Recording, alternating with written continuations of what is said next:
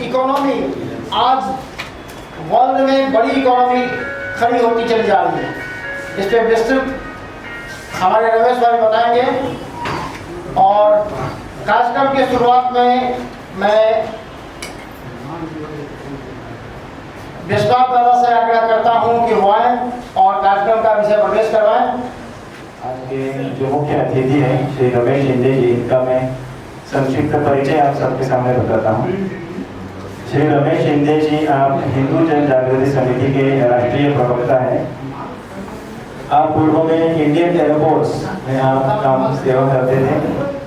वहाँ से रिजाइन करके गत 20 वर्षों से अधिक साल आप पूर्णकालीन सनातन धर्म की रक्षा, जागृति एवं हिंदू संगठन हेतु भारत भर में आप भ्रमण कर रहे हैं। आपको सनातन कुलभूषण, हिंदू धर्म भूषण ऐसे अनेक पुरस्कारों से सम्मानित किया गया है।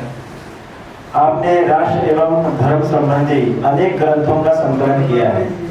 आज जिस विषय की बहुत बड़ी चर्चा मीडिया में चल रही है, लव जिहाद। लव जिहाद इस विषय की भारत की पहली पुस्तक 2003 में आप ही ने लिखी और उसके बाद यह विषय सबके सामने आया और आज हम देखते हैं कि 11 राज्यों में इसके कानून बन गए। इसी प्रकार आज चैनल्स पर, टीवी चैनल्स पर जहाँ पर भी राष्ट्र और धर्म संबंधी चर्चा होती है, डिबेट होती है, तो हिंदू धर्म का प्रभावी पक्ष रखने हेतु आप वहाँ आमंत्रित किए जाते हैं। अनेक समाचार पत्रों में आपके आर्टिकल्स वहाँ छपते हैं।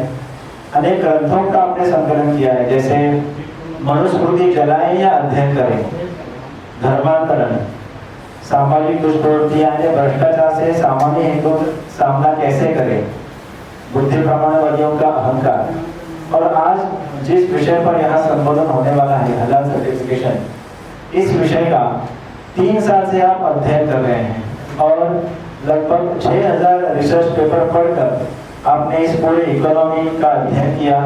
जून 2022 में इस पुस्तक का भारत में गोवा में हमारे यहाँ अधिवेशन में लोकार्पण हुआ।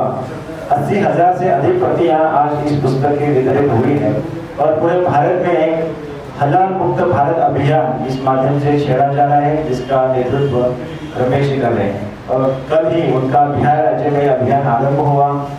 तो अधिक समय न लेते हुए मैं रमेश जी से विनती करता हूँ कि अपना जो मुख्य विषय है आप आरंभ करें। कि हलाल से हलाल अर्थव्यवस्था कैसे चालू हुई और हलाल अर्थव्यवस्था का भारत में क्या परिणाम होने वाला है, तो इस दृष्टिकोण से मेरा ये विषय रहेगा। और ये विषय न केवल एक अर्थव्यवस्था से जुड़ा हुआ है, यह विषय भारत की सुरक्षा से भी जुड़ा हुआ है और इस दृष्टिकोण से हमारे दृष्टि से इसका बहुत ही बड़ा महत्व है। अब इसमें सबसे पहले तो मैं ये कहना चाहूंगा कि जब हम सब्जेक्ट का नाम लेते हैं तो लोगों को लगता है कि ये इस्लाम के विरुद्ध है या किसी मजहब के विरुद्ध है। कोई इकोनॉमी की बात करे तो कोई मजहब और किसी धर्म या किसी पंथ या किसी मत से क्या मतलब है। जब उस शब्द का उपयोग करके कोई इकोनॉमी चला रहे हैं तो उसके बारे में जागृति करते हुए उस शब्द का उपयोग तो करना ही पड़े। जैसे लव जिहाद शब्द का उपयोग किया गया तो उसके अगेंस्ट एक पिटीशन की गई, शहनशाह वर्सेस स्टेट ऑफ केरला। उसके अंदर ये कहा गया कि लव जिहाद शब्द लेकर के हमारे कौम को बदनाम करने का प्रयास चल रहा है। इसके ऊपर जब जजमेंट दिया गया जस्टिस टी.के. शंकरन ने, उन्होंने कहा कि जब इस शब्द का उपयोग करके आप लव जिहाद कर रहे हैं तो उसमें कोर्ट यदि उसको स्वीकार करके उसके अंदर इस शब्द का उपयोग करे तो फिर उसमें गैर क्या है, इसमें गलत क्या है।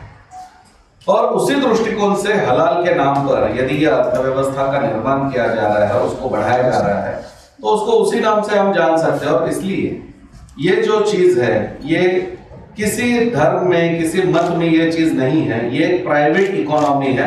भारत की अर्थव्यवस्था को एक समांतर अर्थव्यवस्था चला करके भारत की ही व्यवस्था को चैलेंज देने का प्रयास हो रहा है। और इस दृष्टिकोण से इस अर्थव्यवस्था का जो महत्व है वो हम आज समझने का प्रयास करेंगे। जब भी हलाल ये शब्द पहले हमारे मन में आता है तो सबसे पहले हमारी भूमिका बन जाती है हलाल मतलब मांस। या हलाल का शब्द का अर्थ या कहीं पर होगा तो वो मांस से संबंधित होगा, लेकिन सिर्फ मांस से कोई इकोनॉमी नहीं बन सकती है।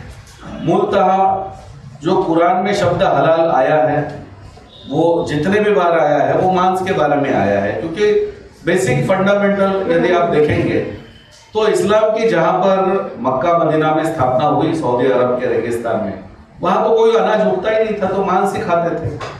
तो कौन सा मांस खाना चाहिए वो हलाल है, कौन सा नहीं खाना चाहिए जिससे बचना चाहिए, परहेज करना चाहिए, वो हराम है। ये दो कॉन्सेप्ट उसके अंदर आते हैं। तो हलाल में जैसे उदाहरण के रूप में हम देखेंगे तो अंडा खा सकते हैं, मछली खा सकते हैं, मुर्गी खा सकते हैं, बकरा खा सकते हैं। वहाँ रेगिस्तान में ऊंट ज्यादा होते हैं तो ऊंट की कुर्बानी होती है, और हम जिसे गौ माता मानते हैं उसे भी तो बीफ के रूप में खाया जाता है। तो यह सारी चीजें हलाल की लिस्ट में आती है। और हराम क्या है, तो हराम में सबसे पहले आता है सुअर, सुअर का मांस, सुअर की चर्बी, फिर जुआ, फिर शराब, फिर गौमूत्र, और फिर उसी के अंदर आता है ब्याज, इंटरेस्ट। तो ये जो सारी चीजें हैं इनको हराम की लिस्ट में उन्होंने डिक्लेयर किया है। अब जब तक ये दो शब्द है तब तक किसी को कोई आक्षेप लेने की कोई बात ही नहीं है, भाई ये हलाल है ये हराम है, हमें उससे कोई मतलब नहीं। अब लेकिन जो आज जिस बात के बारे में मैं आपके सामने विषय रख रहा हूं वो विषय ना तो मांस से संबंधित है ना तो इसमें से किसी चीज से संबंधित है। ये विषय है कि इस शब्द के नाम पर चलने वाली अर्थव्यवस्था के बारे में। जैसे आपको थोड़ा सा इसका अंदाजा आया इस दृष्टिकोण से, ये मेरे पास पापड़ का पैकेट है। अब ये जो पापड़ है इसके ऊपर कलर्स भी प्रिंटेड है, तो सामान्य रूप से ये देखते हैं कि पापड़ के अंदर ना तो सुअर का मांस हो सकता है ना तो सुअर की चर्बी हो सकती है। तो यदि ये पापड़ है तो फिर पापड़ के ऊपर यदि आप देखेंगे तो यहां पर हलाल का सिंबल प्रिंट है। तो फिर हम जो घर में पापड़ ला रहे हैं उसका और हलाल का क्या मतलब है? जब इसमें मांस ही नहीं है तो यह हलाल क्यों है? ये पहला प्रश्न हमारे यहाँ पर आता है। हम अपने घर में कसूरी मेथी जो है वो लाते हैं, और ये जो कसूरी मेथी है उसका ये पैकेट है। अब कसूरी मेथी के ऊपर यदि हम देखेंगे तो यहाँ पर ये शाकाहारी का हरे कलर का सिंबल है, मतलब ये 100% शाकाहारी है। तो जब ये प्रोडक्ट कसूरी मेथी है और ये शाकाहारी है तो इसका हलाल से क्या मतलब है? क्योंकि यहाँ पर तो हलाल सर्टिफिकेट छपा हुआ है इसके ऊपर, तो कसूरी मेथी में भी हलाल हो गया है। हम अपने बच्चों के लिए चिप्स लेकर के जाते हैं, ये कॉर्नेटो के चिप्स है, इसके ऊपर भी हरा कलर का बिंदु है, मतलब ये शाकाहारी है। इसको भी यदि आप देखेंगे तो यहाँ पर जमीयत उलेमा हिंद का हलाल सर्टिफिकेट लगा हुआ है। तो फिर चिप्स में हलाल क्यों है जब ये शाकाहारी भारत सरकार ने इसको डिक्लेयर कर दिया है? ये केवल यहाँ तक सीमित नहीं है। तो ये आप रिलायंस बाजार में जाएंगे तो उनका एक ब्रांड है ऑर्गेनिक तत्व, और ऑर्गेनिक सारी चीजें इसके अंदर बेची जाती है। हम भी इसको ब्रांड देख करके लेकर के आते हैं, लेकिन हम ये नहीं देखते कि इसके ऊपर भी हलाल का सिंबल लगा हुआ है। तो ऑर्गेनिक चीजों में हलाल क्यों हो रहा है जबकि इसका कोई मांस से संबंध नहीं, इसका तो रासायनिक किसी चीज से संबंध नहीं है, फिर भी ये हलाल है। सिर्फ खाने पीने की चीजों में नहीं, ये VIP का हेयर कलर शैम्पू है, बालों में लगाने वाला कलर, इसको भी यदि आप पीछे देखेंगे तो इसके ऊपर भी हलाल का सिंबल प्रिंट है। तो फिर ये प्रश्न खड़ा हो जाता है कि इसमें से किसी चीज के अंदर ना तो सुअर का मांस है ना तो सुअर की चर्बी है, कुछ नहीं है। तो ये सारे उत्पाद हलाल क्यों हो रहे हैं? इनको हलाल सर्टिफिकेशन क्यों लेना पड़ रहा है? कौन दे रहा है हलाल सर्टिफिकेशन? और इन्हीं प्रश्नों का उत्तर आज का ये विषय आपके सामने रहेगा कि जो हलाल से हलाल अर्थव्यवस्था कैसे बनाई जा रही है और ये कितनी बड़ी मात्रा में ये अर्थव्यवस्था बन चुकी है, इसको आज हम थोड़ा समझने का प्रयास करेंगे। ये लोगो होते हैं जो हलाल प्रोडक्ट्स पर प्रिंट होते हैं, तो आमतौर पर हम क्या करते हैं, हम ब्रिटानिया देखते हैं, पार्ले देखते हैं, अमूल देखते हैं, हल्दीराम देखते हैं, हम नाम देखते हैं, पीछे क्या छपा है कौन देखता है? लेकिन पीछे ये लोगो छपे हुए रहते हैं, सिर्फ हम अनजान हैं, हम नहीं देखते हैं, इसके लिए हमें इन चीजों के बारे में पता नहीं होता है। तो इसलिए इन चीजों को हम अभी कुछ दिनों पहले हल्दीराम पे भी विवाद आया। मेरे विषय में आएगा, यदि रहेगा हम क्वेश्चन आंसर रखेंगे लास्ट 15 मिनट। जैसे हलाल का अर्थ है वैध, स्वीकार्य। अब हलाल जो है, हलाल सिर्फ मांस नहीं होता है, हलाल मांस की एक पद्धति भी होती है, क्योंकि हिंदू भी मांस खाते हैं। आज भारत के आंकड़ों में 76% हिंदू भी मांस खाता है। तो फिर मुस्लिम खाता है वो मांस हलाल है, हिंदू खाता है वो हलाल नहीं है, ऐसे क्यों है? तो इसलिए हलाल के 4 रूल्स हैं। पहला, जो कसाई है, जो गला काटने वाला है उस पशु का, वो मुस्लिम भी होना चाहिए। उसके सिवा और किसी अन्य जाति का होगा, मजहब का होगा तो हलाल नहीं होगा। दूसरा है, काटने से पहले उस पशु की गर्दन को मक्का के दिशा में करना होगा। तीसरा, उसके गले पर छुरी चलाने से पहले एक कलमा बोलना होगा, बिस्मिल्लाह अल्लाहु अकबर। और चौथा है कि छुरी के एक ही घाव में उसने फूड पाइप, विंड पाइप और जुगुलर वेन इनको कट करना है, लेकिन रीढ़ की हड्डी को कट नहीं करना है, गर्दन अलग नहीं होनी चाहिए। इस पद्धति से जो स्लॉटर होता है और पूरा खून बहने के बाद जो मांस बचता है उसको हलाल कहा जाता है। तो हलाल सिर्फ क्या है, क्या खाना चाहिए, क्या नहीं खाना चाहिए तक नहीं है, तो ये एक पद्धति भी है स्लॉटर की। इसका यूरोपियन यूनियन का एक आपको मैं नियम जो है हलाल का, इसके अंदर आप पढ़ सकते हैं कि slaughtering must be done by same adult Muslim, animal slaughtered bye non Muslim will not be हलाल। तो और किसी भी मजहब का करेगा वो हलाल नहीं हो सकता है। तो ये पर्टिकुलर एक रिलीजन के लिए ये पर्टिकुलर आता है हलाल। The name of Allah must be invoked at the time of slaughtering by saying बिस्मिल्लाह अल्लाहु अकबर। If at the time of slaughtering name of anyone else other than Allah is invoked, then the meat becomes हराम, unlawful. यानी आप बिस्मिल्लाह अल्लाहु अकबर की जगह पर उस पशु के कान में और कोई भी शब्द बोला तो वो मांस हराम हो जाएगा। अब जिस पशु की गर्दन कटने वाली है उसके लिए उसके कान में क्या बोलेंगे, उससे उसके मांस के अंदर क्या फर्क पड़ता है?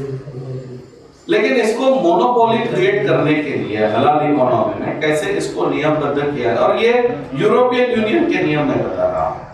तो हलाल जो आज जो ये बहुत बड़ी मात्रा में इसको यूज किया जा रहा है, तो कैसे और किस मात्रा से इसको यूज किया जा रहा है, इस बात को हम अब ये जो आता है, अब कई बार ये आप वेबसाइट पे जाएंगे, मैं जो बात कर रहा हूं आप नेट पर खोजेंगे तो आपको तुरंत ये मिलेगा कि हलाल इज हेल्दी, हलाल इज सेफ। ऐसे 100-150 वेबसाइट आज हमारे यहाँ पर प्रचार कर रही है।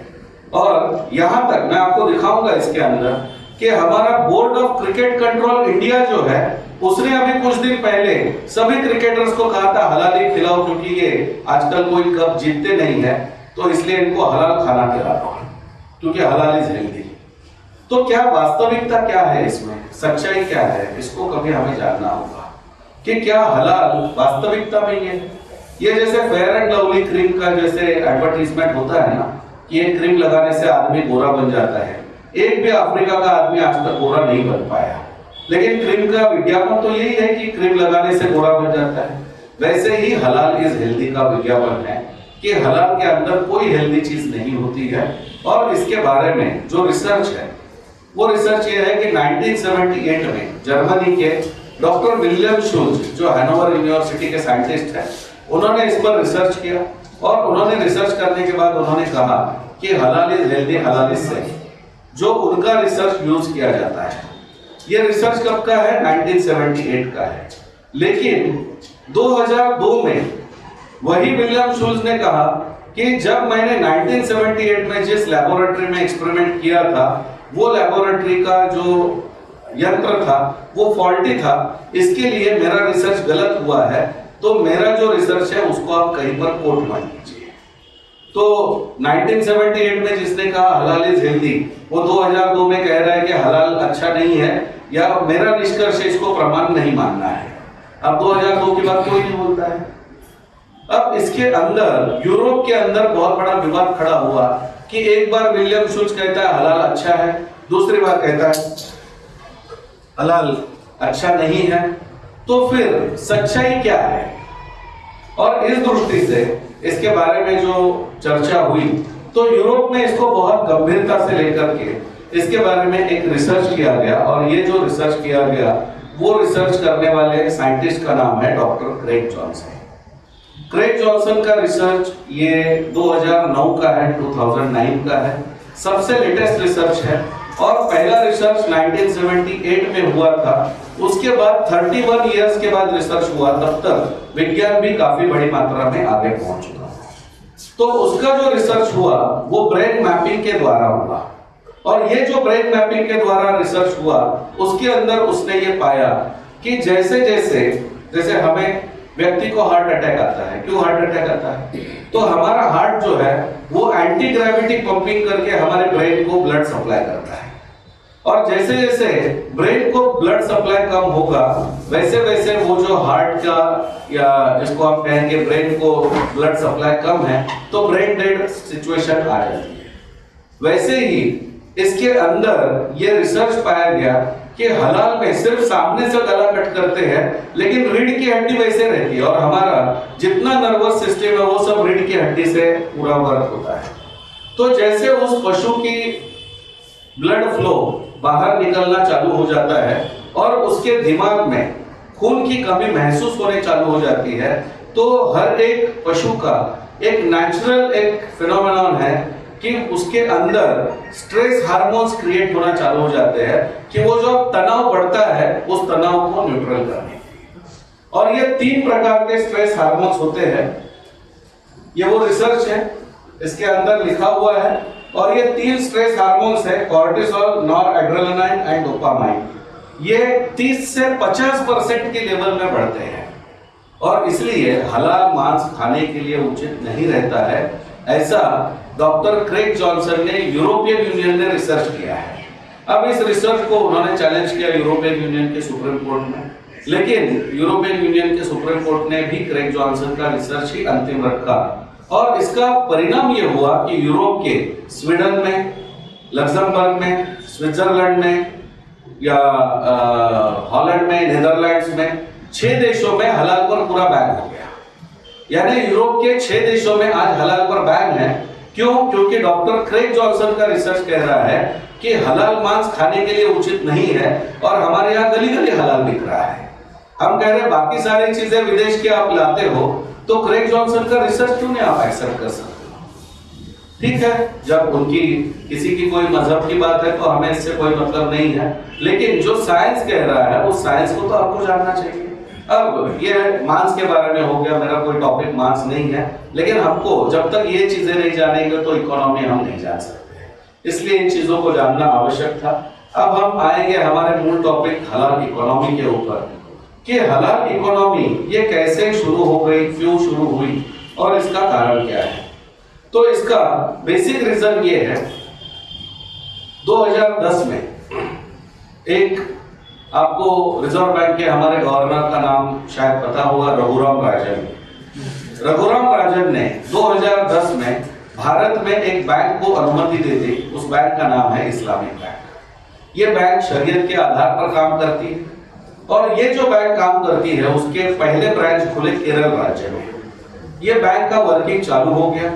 जब ये बैंक का वर्किंग चालू हुआ तो उसे सुप्रीम कोर्ट में चैलेंज किया भारत के एक मुख्य, जिसको आप जानते हैं, डॉक्टर सुब्रमण्यम स्वामी ने। डॉक्टर सुब्रमण्यम स्वामी ने यह सवाल किया, यदि भारत का संविधान सेक्युलर है तो शरीयत के आधार पर चलने वाला बैंक भारत में क्यों काम कर रहा है? बैंक कोई भी खुले, वो भारत के बैंकिंग रूल से चले, आरबीआई के रूल से चले, लेकिन शरीयत के आधार पर यह काम क्यों चल रहा है भारत में? तो उन्होंने उसको चैलेंज कर दिया। अब इस्लामिक बैंक और नॉर्मल हमारा बैंक, इसका वर्किंग क्या डिफरेंस है? तो नॉर्मल हमारा बैंक है, उसके अंदर हम पैसा रखते हैं तो हमें इंटरेस्ट मिलता है, सेविंग्स में, फिक्स्ड डिपॉजिट में। और इस्लामिक बैंक में इंटरेस्ट लेना भी हराम है, इंटरेस्ट देना भी हराम है। ना तो इंटरेस्ट मिलेगा ना तो इंटरेस्ट देगा बैंक, तो दोनों चीजें नहीं हो सकती। तो इस्लामिक बैंक का फंक्शन कैसे अलग होता है? तो इस्लामिक बैंक काम करती है ज़कात के प्रिंसिपल पर। हर मुस्लिम का एक बेसिक फंडामेंटल ड्यूटी है कि उसको अपनी आमदनी से 3 से 5% रकम जो है, चाहे वो सब्जी बेचने वाला हो, फल बेचने वाला हो, उसको ज़कात देनी ही पड़ेगी। और ये जो ज़कात जमा होती है इस ज़कात को चैनलाइज करने का काम इस्लामिक बैंक कर रहा है कि जो मुस्लिम युवाओं को लोन विदाउट इंटरेस्ट लोन देना, उनको व्यापार में सहायता करना, इस प्रकार से ये बैंक जो है काम करती है। अब ये भारत के प्रिंसिपल में ये नहीं था, इस दृष्टिकोण से सुप्रीम कोर्ट का ऑर्डर आ गया और सुप्रीम कोर्ट ने कहा कि भारत में इस्लामिक बैंक काम नहीं कर सकता है, आपको यहाँ से जाना होगा। इस्लामिक बैंक का वर्किंग बंद हो गया। अब ज़कात का पैसा तो जमा हो रहा है, उसको चैनलाइज करना है, तो चैनलाइज कैसे करें, इसलिए इस इकोनॉमी को जन्म दिया गया 2013 में। ये इकोनॉमी है हलाल इकोनॉमी और इसका बेस है कंज्यूमर राइट्स, ग्राहक अधिकार। अब कंज्यूमर राइट्स क्या है? तो जैसे मैं किसी दुकान में जाऊंगा और मैं कहूंगा भाई ये पैसा ले लो और मुझे आईफोन दे दो, और वो दुकान का मालिक कहेगा अरे आईफोन तो बहुत महंगा होता है, वही सैमसंग का 25,000 का ले लो, वही काम हो जाएगा आपका। तो क्या जो आईफोन मांगने वाला है वो उसकी बात सुनेगा? वो कहेगा आपको क्या मतलब है, मैं पैसा दे रहा हूं, मुझे जो चाहिए वही चीज मुझको मिल रही है। तो ये जो है ग्राहक पैसा देने वाला है, उसके लिए पसंद जो है वो उसकी है, चॉइस उसकी है। इसको हम कहते हैं ग्राहक का अधिकार, ग्राहक की चॉइस। इसी चॉइस के इसमें ये शब्द को लाया गया कि नहीं, कुरान में तो कहा गया है कि हर मुस्लिम ने हलाल लेना चाहिए, हलाल खाना चाहिए। तो यदि कोई मुस्लिम पैसा दे रहा है तो उसका कंज्यूमर राइट है कि उसको मिलने वाली चीज हलाल होनी चाहिए। अब मूलतः ये शब्द मान से जुड़ा हुआ है, लेकिन उसको वहां से कंज्यूमर राइट्स में लेकर के आते और कंज्यूमर राइट्स के आधार पर हलाल इकोनॉमी को डिजाइन किया गया। तो कैसे एक बैंकिंग प्रिंसिपल फेल हो गया तो हलाल इकोनॉमी को लेकर के आए, और इसी के आधार पर अभी आप इसका मूल उद्देश्य देख सकते हैं हलाल इकोनॉमी का। पाकिस्तानी न्यूज़पेपर से Bosnian grand mufti urges Muslim to rule world through halal. पूरे विश्व के ऊपर राज करना है, गजवाए हिंद करना है, जो भी करना है। तो अब उन्होंने सारी कोशिश करके देख ली, ओसामा बिन लादेन का संगठन हो गया, उसने अमेरिका में ट्विन टावर्स गिराए, लेकिन अल कायदा कहां बचा रही है? क्योंकि आजकल इलेक्ट्रॉनिक वॉरफेयर इतना बढ़ चुका है कि ये आतंकवादी संगठन किसी देश के आर्मी से लड़ नहीं सकते। उसके बाद में आईसिस आ गया बगदादी का। आईसिस का बगदादी आज कहां है? तो आज कोई आवश्यकता नहीं है कि आपके यहां आकर के मारना है। आजकल तो ड्रोन भेजने से भी कोई मर जाता है। तो इसलिए ये जो चीजें हैं, इसके माध्यम से अब इस्लाम को बढ़ाया नहीं जा सकता है। ये जब ध्यान में आ गया तो एक नया प्रिंसिपल लाया गया। हम सभी जानते हैं भारत में राज करने वाले मुस्लिम आक्रांताओं का नाम हम यदि पूछेंगे तो हम तुरंत कहेंगे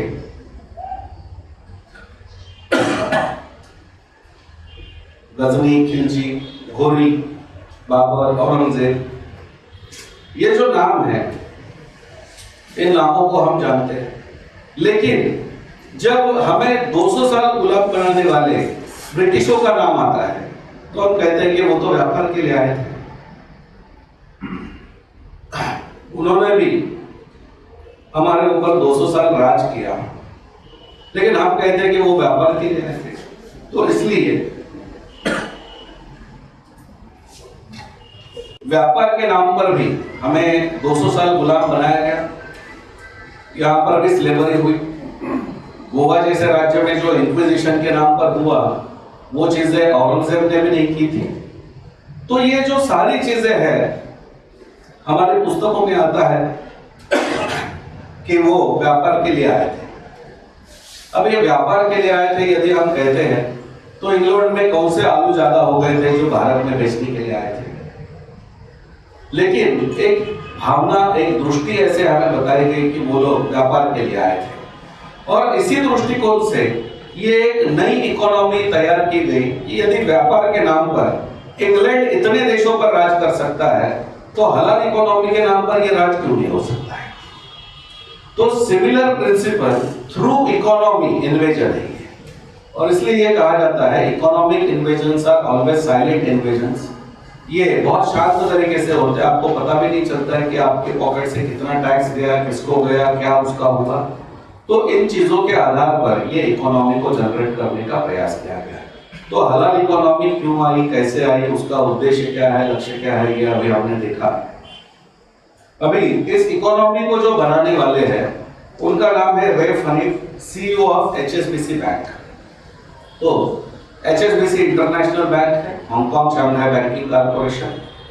इस बैंक का जो चीफ एग्जीक्यूटिव ऑफिसर है रईफ हनीफ, उसने हलाल इकोनॉमी को डिजाइन किया।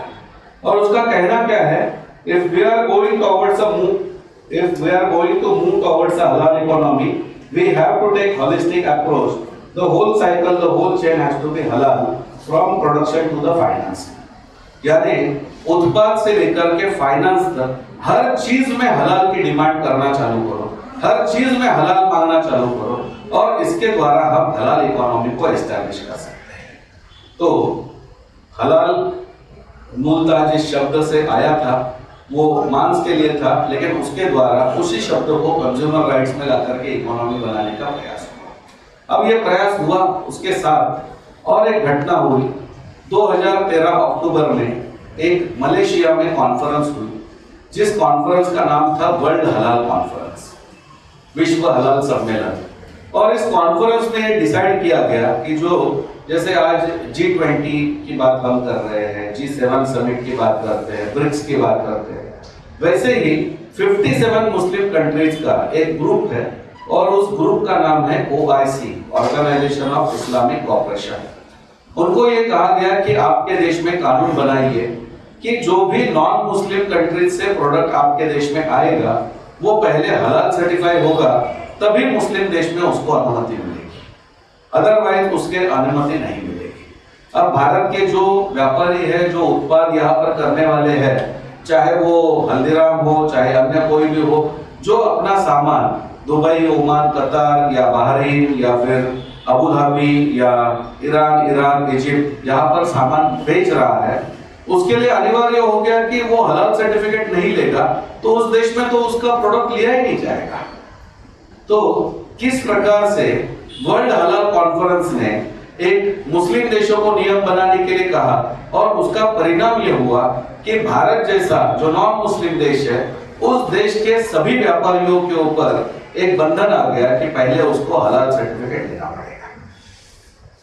अब ये हलाल सर्टिफिकेट लेना पड़ेगा, यहां तक तो ठीक है, फिर किसी ने तो देना भी तो चाहिए हलाल सर्टिफिकेट।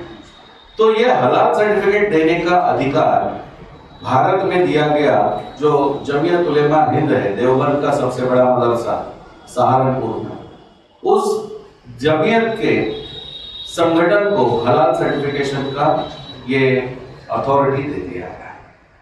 अब जमीयत उलेमा हिंद आपको हलाल सर्टिफिकेट निःशुल्क नहीं देगा, उसके लिए वो आपको चार्ज करेगा, और ये चार्ज कितना होगा, तो पर ईयर पर प्रोडक्ट 60,000 रुपीज आपको देना पड़ेगा उसके। यानी ये कंपनी को नहीं मिलेगा। जैसे हल्दीराम है तो हल्दीराम को हलाल सर्टिफिकेट नहीं मिलेगा, हलाल सर्टिफिकेट मिलेगा हल्दीराम के बीकानेरी भुजिया को अलग लेना पड़ेगा, डाइट चिवड़ा को अलग लेना पड़ेगा, आलू भुजिया को अलग लेना पड़ेगा।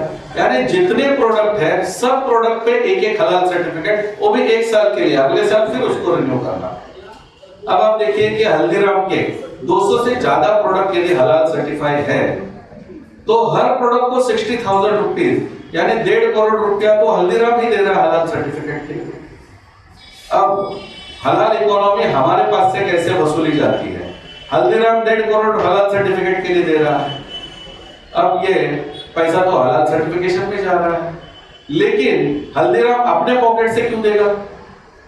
वो पैसा वसूलेगा भी ना 1.5 करोड़ रुपया, वसूलने के लिए क्या करेगा, तो उत्पाद की प्राइस को बढ़ाएगा। अब हलाल सर्टिफिकेट चाहिए मुस्लिम को, हलाल सर्टिफिकेट देगा जमीयत उलेमा हिंद, 1.5 करोड़ लेगा जमीयत उलेमा हिंद, लेकिन उस प्रोडक्ट की कीमत जो बढ़ेगी उसको कौन भरेगा? तो जो आप हमारे जैसे ग्राहक हैं जिनको हलाल से कोई मतलब नहीं, ना तो हमारे किसी ग्रंथ में लिखा है, ना तो हमारे कोई डिमांड है, तो मैं हलाल नहीं लेना चाहता हूं, फिर भी हल्दीराम की कीमत बढ़ गई तो मैं पे कर रहा हूं। तो अनजाने में हमारे पॉकेट से हलाल इकोनॉमी का पैसा कलेक्ट किया जा रहा है। कैसे ये सारी चीजें चल रही है इसको हम समझेंगे। अब इन चीजों को हम थोड़ा सा आगे बढ़ते हुए देखेंगे कि ये तो बातें उन्होंने सोच ली, ये सारा प्रयास भी हो गया, लेकिन इकोनॉमी किसी एक चीज से नहीं बन सकती है। इकोनॉमी, जैसे भारत का बजट होता है, हर चीज के बारे में चर्चा होती है, आईटी सेक्टर के बारे में होती है, इंडस्ट्रीज के बारे में होती है, हर चीज के बारे में होती है। वैसे ही हलाल को इकोनॉमी में उनको बनाना है, तो उसको उन्होंने धीरे धीरे अलग अलग जगह पर लेकर के जाना चालू किया। और आज पिछले 9 वर्षों में हलाल हमारे जीवन के इतने क्षेत्र में पहुंच चुका है, शायद पहली बार आप देखेंगे कि हलाल इतने सारे फील्ड में उपलब्ध है या उसकी जबरदस्ती की जा रही है। तो हम कुछ प्रोडक्ट देखेंगे अभी। ये आप डी मार्ट या बिग बाजार या ऐसे जो होते हैं, वहां पर बिग कोला मिलता है। ये बिग कोला का जो बॉटल होता है, जैसे पेप्सी कोका कोला है, बिग कोला बड़ी बॉटल में आता है। उस बॉटल का बॉटम आप देखेंगे तो उसके ऊपर हलाल सर्टिफिकेट है। तो कोल्ड ड्रिंक्स में हलाल आ गया। कॉर्नेटो का चिप्स है, उसका पैकेट मैंने आपको यहाँ पर दिखा दिया। ये हल्दीराम का नमकीन है, उसके ऊपर आप पढ़ सकते हैं जमीयत उलेमा हिंद का हलाल का सिंबल है। अब जब हमने विरोध किया तो हल्दीराम आजकल ये लोगो प्रिंट करना बंद कर दिया है, लेकिन हल्दीराम है ही हलाल। तो उसका भी उदाहरण मैं आपको दिखाऊंगा। ये मैगी का क्यूब है, मसाला क्यूब, उसके ऊपर भी हलाल का सिंबल आ गया, नेस्ले। ये बासुंदी है, उसके ऊपर भी हलाल आ गया। चॉकलेट में भी हलाल। इधर स्वराज इंडिया एग्रो कंपनी का शुगर है, चीनी का बोरी है, उसके ऊपर भी हलाल आ गया। तो चीनी के बोरी में भी हलाल आ गया, यानी एग्रीकल्चर प्रोडक्ट्स में भी हलाल। धीरे धीरे हलाल इकोनॉमी को डेवलप करना है, तो हर फील्ड में हलाल की डिमांड करना। क्योंकि जो कहा गया था रेफ हनीफ के द्वारा, चाहे फाइनेंस हो चाहे कोई उत्पाद हो, मुस्लिम चाहिए तो पहले हलाल का डिमांड होना चाहिए। और इसलिए हलाल की डिमांड को धीरे धीरे बढ़ाना चालू हुआ। ये हेल्दी है कंपनी की दवाइयां है, वो भी हलाल है। नीचे ऑर्गेनिक इंडिया का तुलसी जिंजर चाय है, यानी तुलसी और अदरक का चाय। अब उसके अंदर क्या है, लेकिन वो भी हलाल है। उससे आगे ये आईएमसी का श्री तुलसी अर्क है।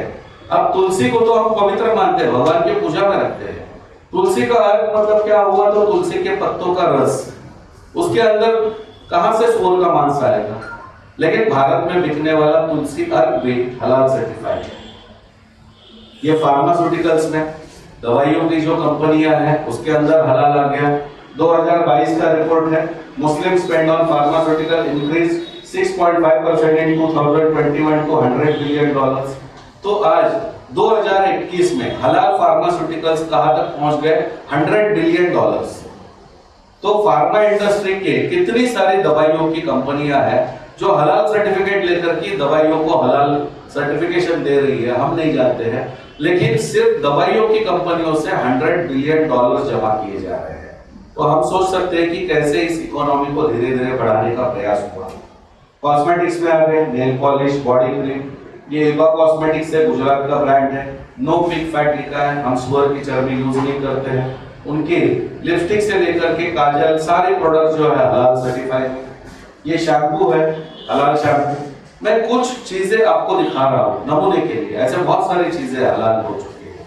लेकिन हर एक फील्ड में हलाल कैसे है, तो एग्रीकल्चर में देखा, कोल्ड ड्रिंक्स में देखा, खाने पीने की चीजों में देखा, दवाइयों में देखा।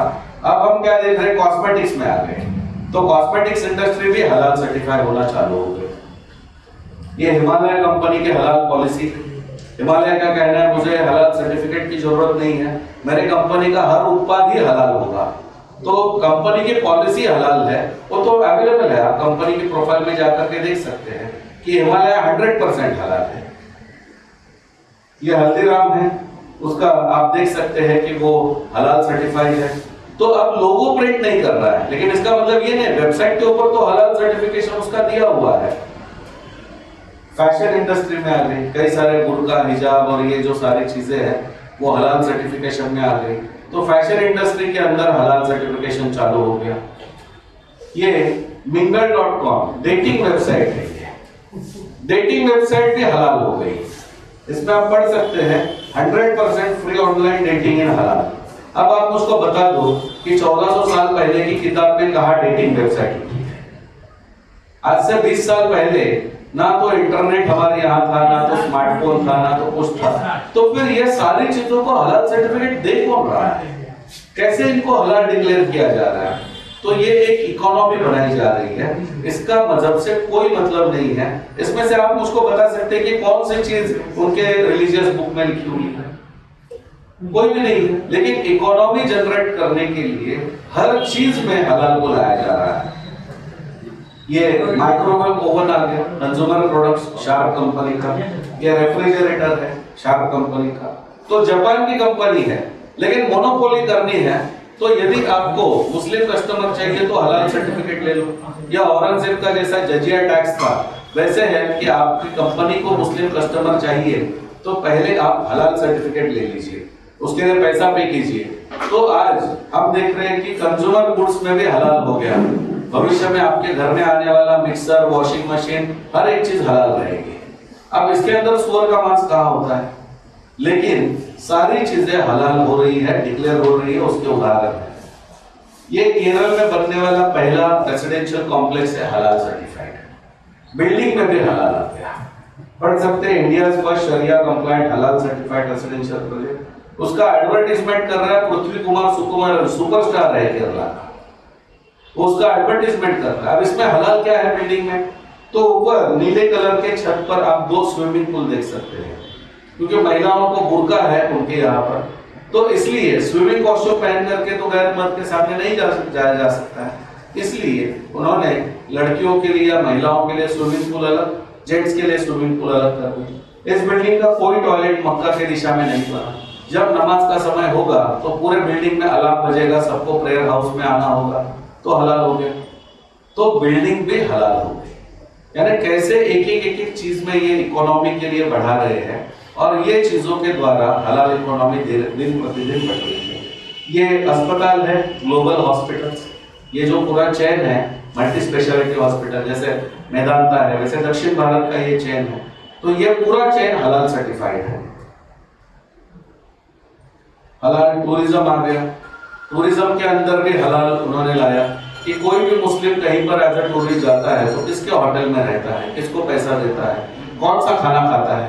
यदि वो किसी हिंदू ईसाई के होटल में खाना खा रहा है और किसी काफिर को पैसा दे रहा है तो टूरिज्म हराम हो गया। तो इसलिए अब हलाल टूर ऑपरेटर्स उनके आ गए, और हलाल टूरिज्म का बिजनेस पार्टनर है master card, American credit card company. Master card यदि आपके पास है तो हलाल टूरिज्म में 10% डिस्काउंट है। यानी हलाल टूरिज्म इतना बढ़ चुका है कि अमेरिकन कंपनी उसका बिजनेस पार्टनर बन चुकी है। तो हमें सोचना चाहिए कि पिछले 9 सालों में उन्होंने इतनी सारे फील्ड में हलाल को लेकर के गया। अब इसमें से कौन सी चीज रिलीजियस बुक में होगी, कहीं नहीं। ये अगस्त 14, 2022 को हलाल क्रूज उन्होंने चालू किया। तो दिन प्रतिदिन मैंने कहा ना, एक एक फील्ड में ये हलाल को लेकर के जा रहे हैं। अगस्त 14 क्या है, तो पाकिस्तान का इंडिपेंडेंस डे, उस दिन उन्होंने अमेरिका में क्रूज में हलाल को लेकर के आए। तो क्रूज में हलाल कहाँ होता है, लेकिन ये उसके अंदर भी उन्होंने चालू कर दिया। तो हर समय नई नई फील्ड में हलाल को लेकर के जाना है, और इसी दृष्टिकोण से ये प्रयास है। ये हम देख सकते हैं McDonald's India, KFC India, burger king India, pizza हट इंडिया, ये चारों मल्टीनेशनल कंपनीज हैं। लेकिन हमारे लोग तो वहां जाते हैं, लेकिन उनके डिक्लेरेशंस क्या है वो नहीं पढ़ते हैं। अब मैकडॉनल्ड क्या कह रहा है, ऑल ओवर रेस्टोरेंट्स हैं हलाल, भारत के जितने हमारे रेस्टोरेंट है सबके सब हलाल है। KFC कह रहा है यस वी डू सर्व हलाल चिकन, यानी हम जो देते हैं चिकन वो सब हलाल होता है। बर्गर किंग कहता है the meat we serve is 100% halal, यानी उनके यहाँ भी 100% हलाल है। पिज्जा हट का कहना all chicken used for making pizza topping is procured from हलाल। तो हर एक जो ये बेचने वाला है मल्टीनेशनल कंपनी, ये 100% हलाल है, ये तो डिक्लेयर कर चुके हैं। क्या आप हम जानते हैं? अब इसमें मेरा एक बस यही सवाल है, पटना में भी तो होगा, बर्गर किंग होगा, डोमिनोज होगा, कितना % कस्टमर मुस्लिम होगा उनका? अंदाजा rough estimate maximum 10%, maximum 10%, maximum to 8%, maximum. चलिए मैक्सिमम 10% हम करते हैं। यदि मैक्सिमम 10% कस्टमर मुस्लिम है और वो हलाल मांग रहा है, तो भाई उनके लिए हलाल देने से हमें कोई आक्षेप नहीं है। लेकिन 10% मुस्लिम को हलाल चाहिए, वो आप 90% कस्टमर हिंदू के ऊपर थोप रहे हो, उसको बिना बताए थोप रहे हो, क्यों? उसने कहा हलाल डिमांड किया है, हमारे कौन से बुक में हलाल लिखा है?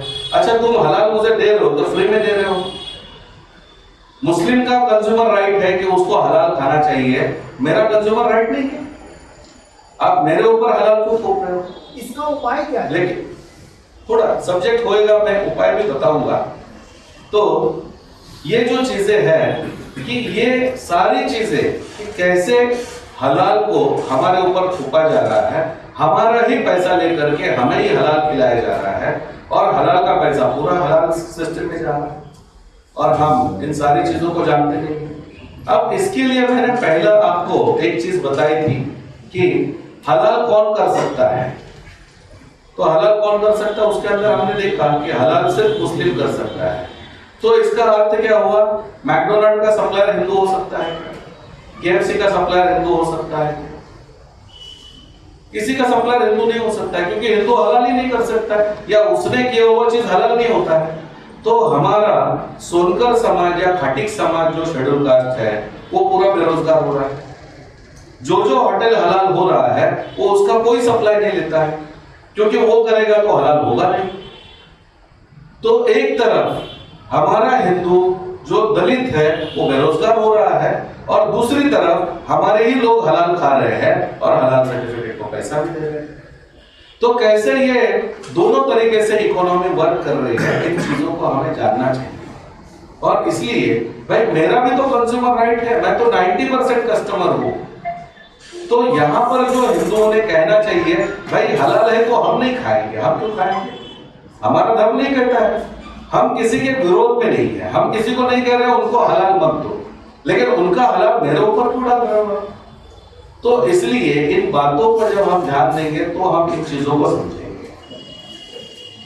हलाल स्टॉक मार्केट चालू किया तो स्टॉक मार्केट में भी हलाल आ गया। अब बैंक में इंटरेस्ट देना मना है, क्योंकि ब्याज हराम माना गया है। लेकिन 1400 साल पहले तो शेयर मार्केट ही नहीं था, तो शेयर्स में पैसा डालने पर आपको डिविडेंड मिलता है, तो डिविडेंड तो हराम नहीं है। तो अब प्रयास क्या किया जा रहा है कि कंपनियों के शेयर परचेज किए जा रहे हैं, और आज 1250 मोर देन कंपनीज में शेयर मार्केट उनके शेयर्स परचेज किए जा रहे हैं। अब एक आप उदाहरण देखिए कि अदानी के बारे में सब हमने पढ़ा कि 3,500 रुपया शेयर था, और हिंडनबर्ग का रिपोर्ट आ गया, आधे घंटे के अंदर 3,500 रुपया का शेयर 1100 रुपये में आ गया। भारत में LIC को, स्टेट बैंक को लाखों करोड़ का आधे घंटे में नुकसान हुआ। इसका मतलब क्या है? शेयर मार्केट नीचे आने से भारत को नुकसान होता है, भारत की जो सरकार है उसको लाखों करोड़ का नुकसान होता है। एक रिपोर्ट आने से ये सब हो गया। अब ये क्या कर रहे हैं? हलाल का पैसा इस इकोनॉमी में डाल रहे हैं, और यदि इस इकोनॉमी में हलाल का पैसा यदि वहां पर रहेगा तो भविष्य में शेयर मार्केट को अप लेना है, डाउन करना है, ये तो पूरा कंट्रोल आ जाएगा। जिस दिन कंपनी का नाम वही रहेगा, अदानी, अंबानी, गोदरेज, टाटा, बिरला या जो भी है, लेकिन 46% शेयर जिस दिन आएगा उस दिन तो उस कंपनी में कौन काम करेगा? उस कंपनी की छुट्टी रविवार को होगी, शुक्रवार को होगी, कौन तय करेगा? तो आज हलाल का पैसा शेयर मार्केट में डाल करके कंपनीज के शेयर्स परचेज किए जा रहे हैं, जो भारत की अर्थव्यवस्था को बहुत बड़ा खतरा है, लेकिन इस दृष्टिकोण से सोचा नहीं जा रहा है। अब ये 3 दिन पहले स्मार्ट कॉइन उनका चालू हो गया, जिसको बिटकॉइन कहा जाता है, उसके अंदर इस्लामिक कॉइन आ गया उसमें। तो ये हलाल इस्लामिक कॉइन तो डिजिटल करेंसी के अंदर भी आ गए। तो कैसे हर एक फील्ड में ये चालू है। भाई ओरिजिनल शब्द कहां से है? ओरिजिनल शब्द तो मार्क्स के बारे में है, लेकिन हम देख रहे हैं कहां पर पहुंच गए हलाल। तो 9 सालों में तो हर फील्ड में हलाल पहुंच गया है। तो ये कैसे इकोनॉमी जनरेट, और इसका कोई मजहब से मतलब नहीं। ये इकोनॉमी है भारत में चलने वाली, विश्व में चलने वाली पैरेलल इकोनॉमी है। टोटल ये मार्केट है आज $2 ट्रिलियन का। तो $2 ट्रिलियन का आज मार्केट बन चुका है। भारत की 75 वर्ष की आजादी के बाद आज हमारा देश है $3.11 ट्रिलियन पे, और मोदी जी का सपना है कि 2025 में उसको $5 ट्रिलियन करें। अरे मैं कैसे संभव है? जब हम आप पूरा हलाल इकोनॉमी में पैसा दे रहे हैं, तो हलाल इकोनॉमी बढ़ेगी, भारत की इकोनॉमी कैसे बढ़ेगी? तो आज हमारे अनजाने हम हमारे पॉकेट से सारा पैसा तो हलाल इकोनॉमी में जा रहा है। हलाल इकोनॉमी बढ़ रही है। 9 साल में ये इकोनॉमी 2013 में चालू हो गई, 2023 चलते $2 ट्रिलियन में आकर के पहुंची, और हम सोच रहे हैं कि हमारी इकोनॉमी बढ़ेगी। आपकी इकोनॉमी 75 वर्ष के बाद 3.11 पे है। तो कैसे इकोनॉमी के इसमें भी ये बहुत बड़ी मात्रा में बढ़ रहा है, उसको हम देख सकते हैं। अब एक उदाहरण के लिए हम देखेंगे, आमतौर पर हमारा हिंदू का एक विचार होता है कि मुर्गी बेचने वाला मुसलमान है, वो हलाल का बोर्ड लगा करके बैठा, क्या फर्क पड़ता है, गरीब को पैसा मिलेगा उसमें से। लेकिन इसको जब हम सोचते हैं तो हम भारत में टोटल कितने अमाउंट का चिकन बेचा जाता है इसको हम भूल जाते हैं, और ये हर जगह पर हलाल होने से कितना बड़ा इकोनॉमी मोटिवेट होता है इसको भी हम भूल जाते हैं। तो इसलिए आपको जानना होगा कि 2022 में हमारे देश में एक साल में जो चिकन बेचा जाता है वो चिकन बेचा जाता है 2,02,500 करोड़ का। तो 2.5 लाख करोड़ का सिर्फ चिकन हमारे देश में बेचा जाता है। अब आप बिहार स्टेट का इकोनॉमी को देखिए, बिहार स्टेट का 2022 का बजट है 2,06,000 करोड़। बिहार स्टेट का बजट से ज्यादा भारत में चिकन बेचा जाता है, और वो चिकन यदि हलाल है हर जगह पर, तो 2.5 लाख करोड़ की इकोनॉमी पे कंट्रोल किसका है? यानी हम जो सोच रहे हैं गरीब है और वो हलाल बेच रहा है, क्या फर्क पड़ता है? अरे भाई 2.5 लाख करोड़ की इकोनॉमी को मोटिवेट कर रहा है। मैं तो सिर्फ चिकन की बात कर रहा हूं। टोटल मीट इंडस्ट्री भारत की है 4,10,000 करोड़। यानी बिहार जैसे 2 स्टेट की इकोनॉमी चल सकती है। झारखंड स्टेट की इकोनॉमी है, बजट है 90,000 करोड़। झारखंड जैसे कितने स्टेट की इकोनॉमी चल सकती है? गोवा जैसे स्टेट की इकोनॉमी है 26,000 करोड़। तो गोवा जैसे 10 स्टेट की इकोनॉमी सिर्फ चिकन में चलती है, और हम ये सोच रहे हैं कि नहीं हलाल से क्या फर्क पड़ता है। 2.5 लाख करोड़ की इकोनॉमी हलाल के नाम पर चेंज हो रही है, सिर्फ हम अनजान है, हम नहीं जान रहे इसको। ये जमीयत उलेमा हिंद है जो हलाल सर्टिफिकेट दे रहा है, और इसका आप नाम पढ़िए, जमीयत उलेमा हिंद हलाल ट्रस्ट। अब भारत में कोई भी ट्रस्ट एस्टैब्लिश होता है किस लिए होता है? चैरिटेबल काम के लिए होता है। कोई भी ट्रस्ट सर्टिफिकेट कैसे दे सकता है? कोई भी ट्रस्ट प्रॉफिट कैसे कमा सकता है?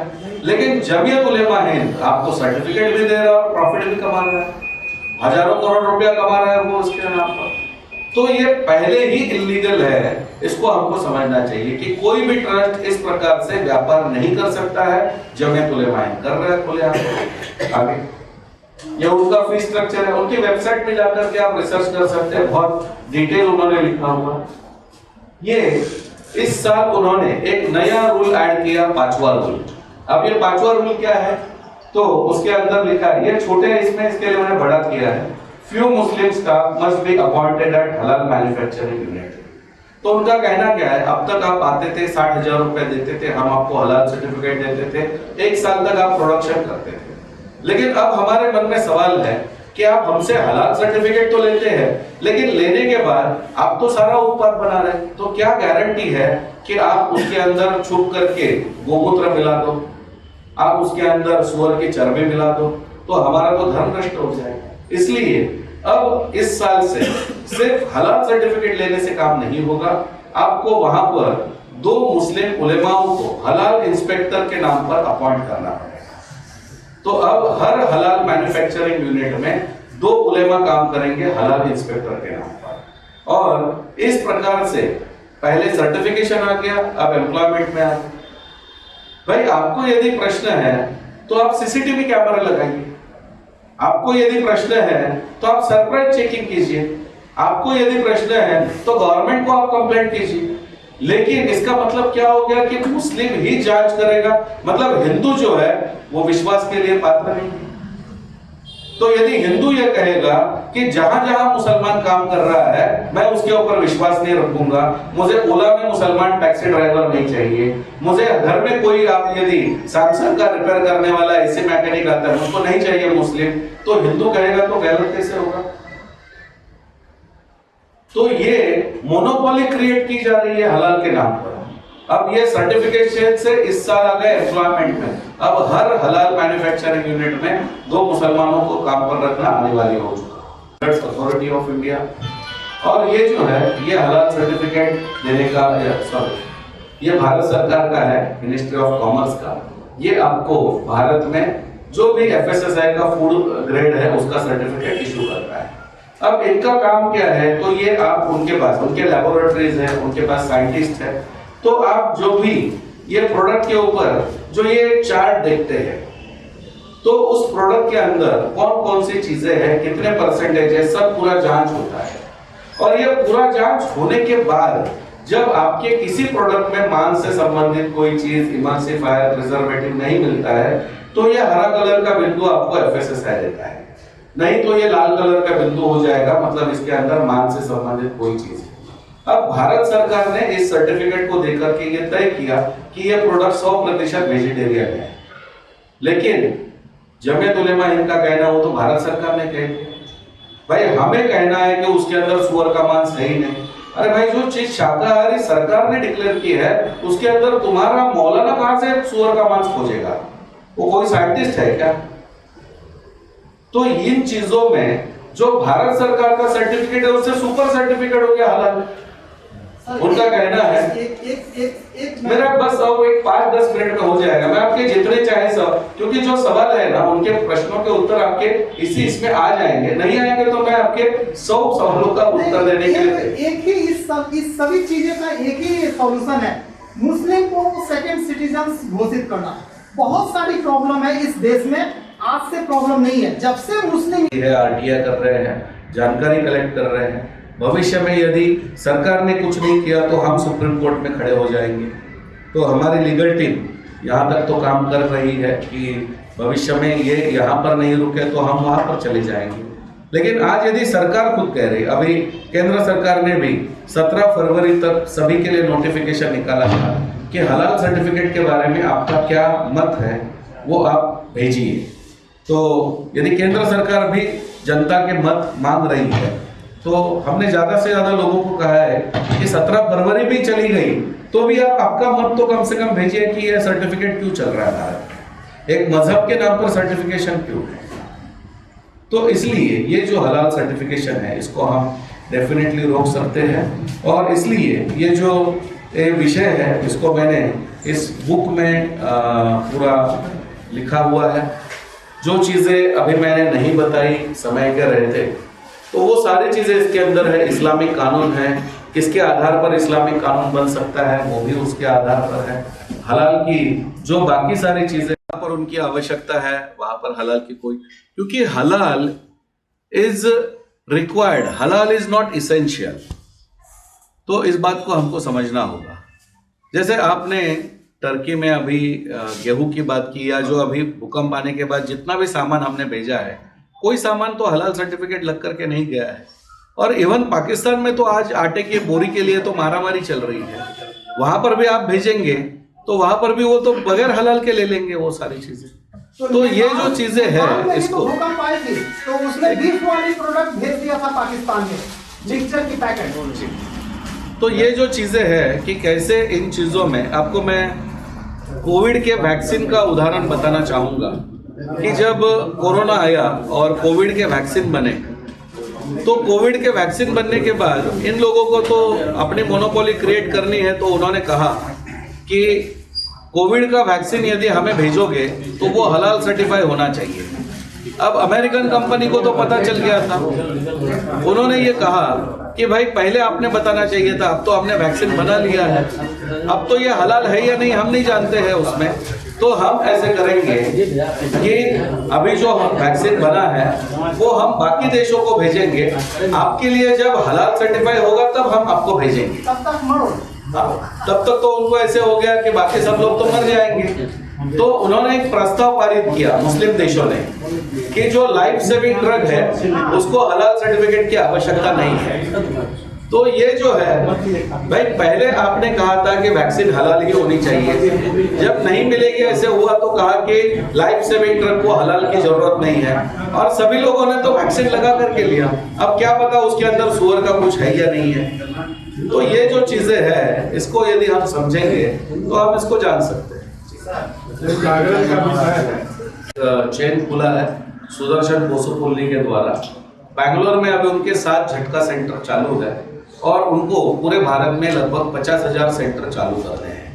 ये अमेरिका से जो IIT से पढ़े हुए जो युवा हैं, उन्होंने सबने आकर के इस दृष्टिकोण से अपना एक चेन डेवलप करने के लिए प्रयास किया है। तो इस दृष्टिकोण से ये ऐसे इस प्रकार के प्रयास चालू है। और एक प्रयास चालू है H2H नाम से, हिंदू से हिंदू। तो उसमें ये हमारे जो युवा है जिनको ट्रेन करना है, चाहे प्लम्बर हो, चाहे AC मैकेनिक हो, चाहे वो व्हीकल मैकेनिक हो, गैरेज चलाने वाला हो, तो ये जो है इन सब चीज़ों में उनको ट्रेनिंग देना, 6 महीने में ट्रेनिंग दे करके उनको तैयार करना, इस दृष्टिकोण से चालू है। एक एप्लीकेशन है मोबाइल का, इकोसिस्टम नाम से, जिसको आप, ये बालाजी का जो सिंदूर होता है उसका लोगो है उसमें। ये इकोसिस्टम ऐप यदि आप डाउनलोड करेंगे, मोबाइल एप्लीकेशन है, और हम मिलकर के उसको यदि डेवलप करने की कोशिश करेंगे, तो उसके अंदर जो डाटा आप इनपुट डालेंगे, आपको अधिकार है उसके अंदर डाटा इनपुट डालने का, और उसका एक वेरिफिकेशन टीम है कि कोई मुस्लिम तो उसके अंदर एंटर नहीं हो रहा है, तो वो उसका पूरा जांच करते हैं आधार कार्ड, पैन कार्ड के द्वारा। लेकिन आपको यदि आपके पहचान में है कि ये दर्जी हिंदू है, ये यहाँ पर AC मैकेनिक हिंदू है, या ये यहाँ पर गैरेज वाला हिंदू है, तो आप उनके डिटेल उस एप्लीकेशन में डाल सकते हैं। बाकी बिहार का कोई भी व्यक्ति यहाँ पर आकर के पटना में यदि देखना चाहे कि मुझे एक मैकेनिक चाहिए और वो हिंदू चाहिए, तो वो एप्लीकेशन तुरंत उसको शो करेगा। तो ये इकोसिस्टम नाम से एप्लीकेशन पे डेवलप हो चुका है। तो ऐसे कई मायनों में प्रयास है। सिर्फ एक बात है कि जो जैसे वो एक रिलीजन बेसिस पर इकट्ठा आकर के उसको तय करते हैं कि सिर्फ हलाल के सिवा और कुछ नहीं, वो जो चीज है वो हमारे अंदर थोड़ी कमी है, क्योंकि हम लिबरल है। आपने ऐसे कहा नजदीक है, वो हलाल है, हराम है, हमें क्या फर्क पड़ता है। ये जो मानसिकता है, इसको कहीं पर थोड़ा सा चेंज करना पड़ेगा, और ये हो रहा है, 100% नहीं, लेकिन ये हो रहा है। लोगों को उसकी रिक्वायरमेंट जो है वो पता चल रही है। अब इसमें और एक चीज को मैं आपके सामने रखना चाहूंगा कि ये जो चैन है या ये जो सारी चीजें आज चल रही है, तो देखिए हम पूरी तरीके से हलाल इकोनॉमी को बंद नहीं कर सकते। इसलिए नहीं कर सकते हैं क्योंकि वो कुरान में लिखा हुआ है, वो उनका बेसिक अधिकार है, तो आप उसको कैसे रोक सकते हैं। सिर्फ हम ये इतना कर सकते हैं कि जो हिंदुओं के पास से पैसा लेकर के हमें जो हलाल जबरन खिलाया जा रहा है, उसको तो 100% हम रोक सकते हैं।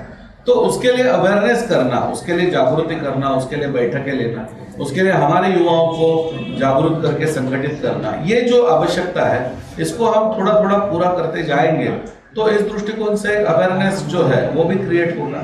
आज महाराष्ट्र में भी इसके कई सारे सेंटर्स खुले हैं झटका के, और इसमें हमने एक प्रयास ये किया है कि जो हमारे खाटिक समाज या सोनकर समाज के जो हमारे दलित बंधु है, उनको हमने अपने साथ में जोड़ करके लिया है। मेरी करीब करीब 28 मीटिंगें हुई है उनके साथ। ये जो पोल्ट्री जो ओनर्स है, हमारे पोल्ट्री ओनर 100% हिंदू होते हैं, तो उनको हमने इसके साथ में जोड़ करके लिया है। तो अपना एक सप्लाई चेन खड़ा करें, अपना एक इस दृष्टिकोण से ये सारी चीजें खड़ी करें। इस दृष्टिकोण से एक लेवल पर काम चल रहा है, लेकिन अभी उसको थोड़ा, क्योंकि ये सारी जो चीजें है ना पिछले 2-3 महीने की है। मेरा बुक 3 महीने पहले पब्लिश हुआ, उसके बाद में हमारी मीटिंगें होना चालू हो गया, ये सब है। लेकिन थोड़ा समय हम देंगे और थोड़ा सा हम अपने समाज को अवेयर करेंगे तो 100% इस विषय में जागृति हो सकती है। सर बेंगलोर में जिस संस्था की बात आप किए, जो हम कोशिश करेंगे, हम लोग सर उसके साथ कनेक्ट होना चाहेंगे। सर मैंने मोबाइल एप्लीकेशन भी डेवलप किया है, वेबसाइट भी डेवलप किया है, होम डिलीवरी के लिए भी मैंने किया है, रेस्टोरेंट में भी सप्लाई कर रहे हैं। लेकिन सर हम लोग इस सेक्टर में नया है और एडवर्टाइजिंग वाले हैं, इस डायरेक्ट ट्रेड में नए हैं। हमको सर सपोर्ट चाहिए आपका और उनके जैसे टेक्नोलॉजी वाले का, तो वो चाहिए सर। डेफिनेट। और इसमें एक थोड़ी सी बात ना, हमें इसको इमोशनल भी प्रचार करना पड़ता है। अभी प्रोजेक्टर बंद हो गया, इसके लिए मैं आपको नहीं दिखा सकता हूँ, लेकिन आप इसको नेट पर पढ़ सकते हैं। कर्नाटक में ये कैंपेन सक्सेसफुल क्यों हुआ? तो कर्नाटक में एक प्रथा है कि जैसे हमारा हिंदू नववर्ष होता है तो उसको वहाँ पर कर्नाटक में युगादि कहा जाता है, और ये जो युगादि होती है उस दिन तो हर एक के घर में मीठा भोजन होता है, लेकिन उसके दूसरे दिन उसको कहा जाता है होसा तोड़ाको। तो ये एक फेस्टिवल है जिस दिन लाखों की संख्या में बकरे जो है वो मंदिर के सामने बलि चढ़ाए जाते हैं। अब होता क्या था कि ये सब लाखों की संख्या में जो बकरे बलि चढ़ाए जाते थे, उनके बलि चढ़ाने वाले 100% सब मुसलमान हैं, वो भी आपसे 251 रुपीज लेकर के सिर्फ गले पर छुरी चला करके जाते थे। तो ये जो था, जब हमने देखा तो हमने गांव-गांव में जाकर के बैठकें ली है। हमने उनको बताया कि हलाल क्या होता है, क्योंकि उनका भी यही मानना था कि क्या फर्क पड़ता है 251 देकर के, वो तो काट करके जा रहा है वहां पर, बाकी सारी चीजें वो आपके आपने करनी है। तो एक दिन में करीब 250 करोड़ का उनका इनकम होता था इस पूरे प्रोसेस से। तो यहाँ पर हमने एक चीज उनको बता दी कि हलाल क्या होता है। तो हलाल के जो 4 नियम हैं कि पहले हलाल मुसलमान ही कर सकता है, दूसरा उस पशु की गर्दन को मक्का के दिशा में करना होगा, तीसरा एक कलमा बोलना होगा बिस्मिल्लाह अल्लाहु अकबर, चौथा गला जो है वो सामने से कट करके पूरा खून बहने के लिए देना होगा, यानी वो तड़पेगा जो पशु है वो। तो हमने कहा कि त्योहार किसका? आपका। बकरा किसका? आपका। पैसा किसका? आपका। भगवान किसका? आपका। बलि कौन चढ़ाना चाहता है? आप। और कौन चढ़ा करके जा रहा है? मुसलमान। और वो भी कैसे? वो कह रहा है बिस्मिल्लाह अल्लाहु अकबर, यानी बकरा आपका, पैसा आपका, सब आपका। पहले किसको? अल्लाह को। तो क्या आप आपके भगवान के सामने वो जो भोजन लेकर के जा रहे हैं या जो आप उसको प्रसाद मान रहे हैं, क्या वो झूठा नहीं है? उसने तो आप ही के पैसा लेकर के उसको पहले अल्लाह को समर्पित कर दिया। तो ये जब बात हमने उनको बताई तो उन गांव वालों को ध्यान में आ गया कि भाई हम गलत कर रहे हैं।